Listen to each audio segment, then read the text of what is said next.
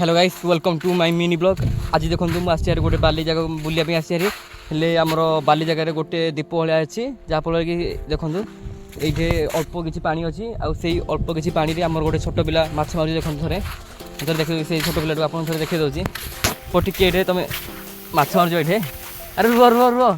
सी देखो लाजरे धाई पलैले दौड़ी पुआ टिके रह देखो सी भयर मत देखिक डरिकी देखो सी मशारी छाड़ी पड़े मुझे कौन कहि आंको माछ मारा देखिले मोर छोट बड़ कथा पूरा मन पड़ जाऊँगी। आमर से छोट पिलाटा देखो माने लाजरे सी पड़े सेकर को आमर ये छोट छोट किसी दीप अच्छी जहाँफल कि ये माछ भी पूरा फुल होकर अच्छा आमती भी बहुत लोग ये आसुँच माछ मारे देखो मोर पछपटे भी माछ धरुँच आमर किए जाल धरुची किए हाथ धरुची तो किए तौलिया गोटे आणिकी टावर आणिकी सेटार दीटा छोट पिला मारुंट